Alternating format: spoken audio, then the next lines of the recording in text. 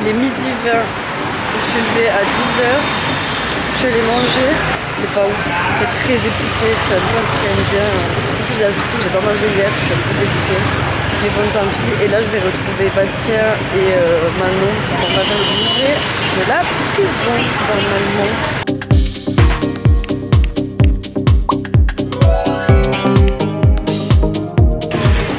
Ils sont là.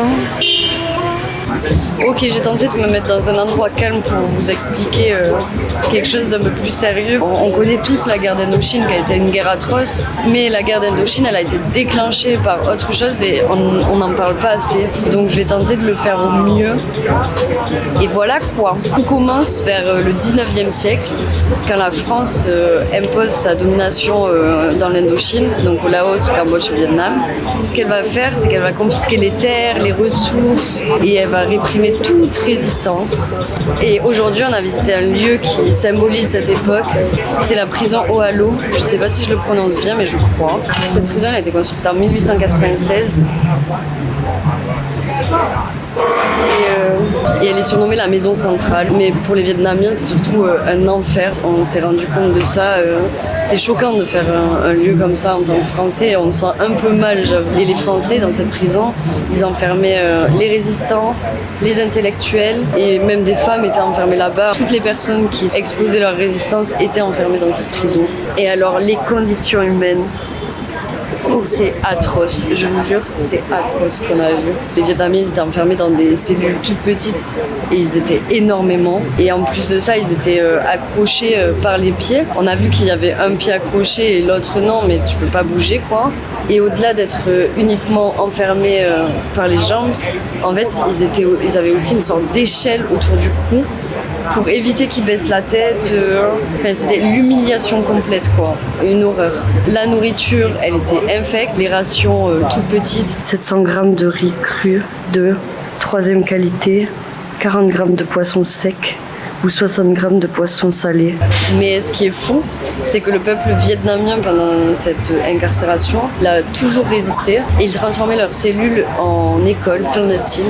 On a vu des poèmes qu'ils composaient, des cahiers d'école pour apprendre les langues, pour essayer, je suppose, de comprendre ceux qui les enfermaient. Et ouais, ils ont toujours gardé cette flamme de liberté, en fait, et d'indépendance. Et du coup, la colonisation, elle a duré près d'un siècle, il me semble. Et pendant la Seconde Guerre mondiale, le Japon, il occupe aussi l'Indochine, mais il laisse les Français administrer le pays. Et à la fin du conflit, Ho Chi Minh, qui proclame l'indépendance du Vietnam, donc ça c'est en 1945, la France, elle va refuser cette indépendance et la guerre éclate. Cette guerre, elle dure 8 ans et c'est en 1954 que la France va perdre, sauf que ça va diviser le pays en deux. Le nord qui va être soutenu par l'URSS et la Chine et qui sera communiste, et le sud qui sera un régime autoritaire soutenu par les États-Unis. Et là c'est le drame du drame. En vrai, c'est le début d'une nouvelle tragédie pour le Vietnam et c'est horrible, enfin, ça a duré tellement longtemps en fait pour eux. La guerre d'Indochine, je pense que vous en avez déjà entendu parler, mais c'est la pire guerre du XXe siècle, je crois. Enfin, c'est sûr même. Donc les Américains qui se mettent à fond dans cette guerre et ils vont utiliser des substances chimiques vraiment toxiques. Comment ça s'appelait déjà, le orange? Enfin, en gros, c'est une substance chimique orange qui était déversée sur le pays et qui a fait beaucoup d'handicap au Vietnam sur des siècles et des siècles, quoi. Enfin sur des générations plutôt. Et les déformations physiques, elles sont hyper intenses, quoi. C'est fou. C'est en 1975 que la guerre se termine, du coup, avec la chute de Saigon. Ah oui, et aussi la prison qu'on a visitée, elle change de rôle pendant la guerre d'Indochine. Et c'est des pilotes américains qui vont être enfermés dans cette prison. Mais on a vu comment ils étaient traités par les Vietnamiens, mais rien à voir. En fait, ils les coiffent, ils leur donnent de la bonne nourriture, ils les soignent. C'est complètement différent. Et voilà. Merci de m'avoir écouté. Là, on va direction le train. Oui. Mais un petit café. Ouais, un petit café, mais il va pas passer. Non, il passe plus ce soir en semaine. On espère le voir. La France est partout, my god. Ah, la fièvre là. Elle veut nous amener dans un salon de bébé. Mais non, je voulais voir, il y avait du monde. Oui, on a vu Viet Baby, elle a dit oh oui, on y va. S'il faut, ils vendent des bébés. Exactement. Non, je rigole. Elle a dit qu'elle l'achèterait. Raconte-moi. Je rentre dans la chambre, je fais putain, on a oublié d'éteindre la lumière. Elle me fait non, je te jure, je l'ai éteinte en sortant.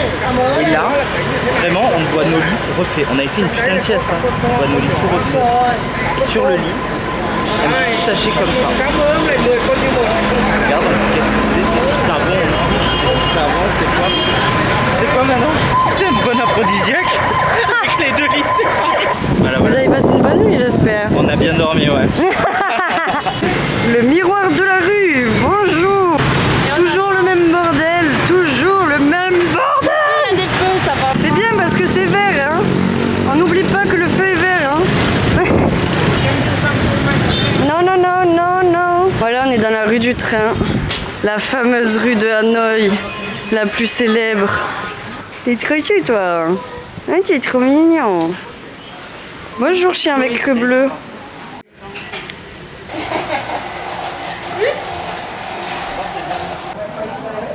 Il faudrait pousser en direction, mais sur la table. En attendant le train, sur leur petit banc rose, nanani nana. Regardez-moi tous ces touristes qui prennent la même photo. And here too.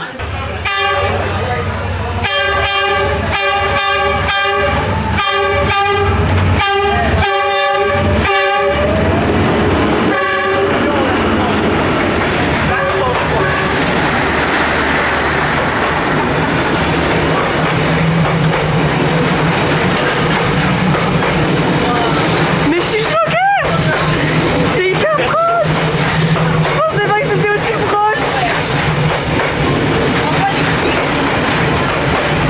Mon Dieu! Je sais pas si vous vous rendez compte de la distance, mais c'est hyper proche! Mais ouais! Ça m'a fait peur tellement! What the fuck? Ah ben franchement si c'était le truc à voir, c'est Ouais, le truc à voir. franchement, ouais. Hein. T'imagines pas en fait. Ouais. Mais moi aussi, je pensais pas qu'il était si proche et quand je l'ai regardé, je regardais sur ma caméra, tu vois, et je l'ai vu, j'étais là, ah, ma conne. Ouais, il est grand. J'avais calé mon iPhone pour faire une belle vidéo du train, ben je l'ai pas eu. Lol. Chloé, t'es un mème là. On est dans une belle Porsche. Je rigole. Petit bébé devant. Baby.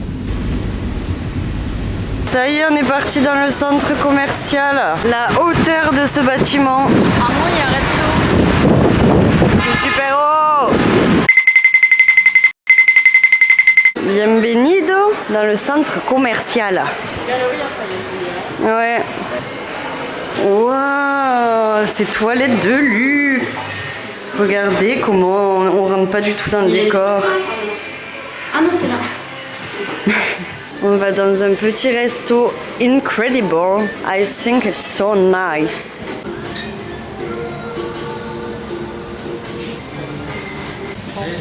Non. Le plat de Bastien. Ouais, Bastien is happy. Yeah. Mon plat. Une petite soupe faux. On a une grosse crêpe là. Hein. Moi, je suis pas servie. Les nems qui sont arrivés, les nems qui sont arrivés. Je crois qu'on a eu les les yeux plus gros que le ventre là. Ouais, trop faim. Et le plat de Manon, le fameux ticor. Porc caramélisé avec des œufs. Ouais, mais c'est ce qu'on appelle le ticor nous. Putain, ces baguettes, je vais pas y arriver. Mais oui, elle s'écarte.